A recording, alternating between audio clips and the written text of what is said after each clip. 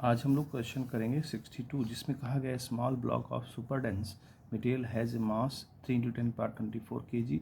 It is situated at a height h from where it falls on a earth's surface. Find its speed when its height from the earth's surface has reduced to h/8. The mass of the earth is 6 × 10⁻24 kilogram. तो देखिए इस question में जो हमें दिया गया है एक सुपर डेंस मटेरियल का बना हुआ एम मास का बॉडी, और दूसरी जो है अर्थ को हमने मान लिया है कैपिटल एम. क्योंकि दोनों के मासेस जो है, इसका दे रखा है 3 × 10⁻24 kg और इसका दिया है 6 × 10⁻24 kg. ठीक है. अच्छा, अब कहता ये है कि स्टार्टिंग में ये h हाइट पर है और जब ये h/2 हाइट पर आता है तो क्या इसकी वेलोसिटी होगी. देखिए अमूमन हम लोग क्या देखते हैं कि अर्थ को स्टेशनरी मानते हैं, है ना, और कोई बॉडी अगर h हाइट पर है तो उसकी पोटेंशियल एनर्जी mgh ले लेते हैं. लेकिन देखा जाए बेसिकली तो मास इसका बहुत ज़्यादा होता है अर्थ का, इसलिए एक्सेलरेशन बहुत कम होता है.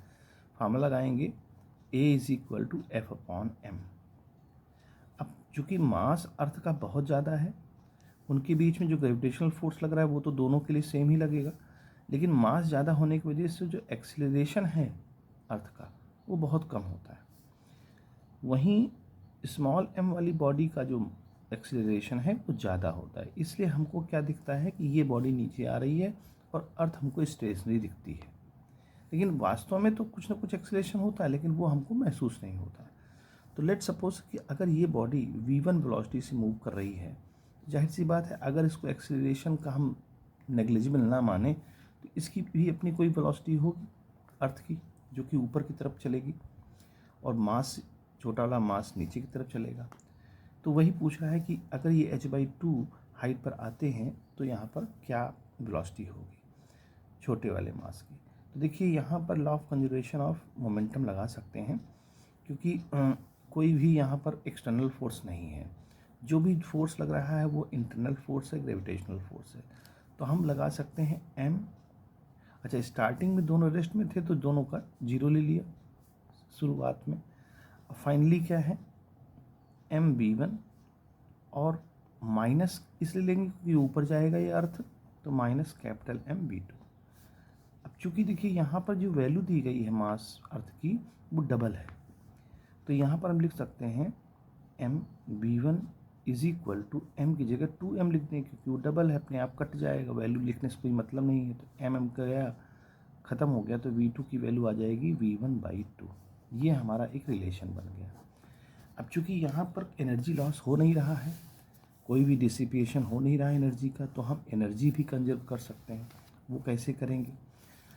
देखिए टोटल मैकेनिकल एनर्जी हमारी 0 होगी, तो यहाँ पर जो चेंज इन पोटेंशियल एनर्जी है plus change in kinetic energy वो भी 0 होनी चाहिए.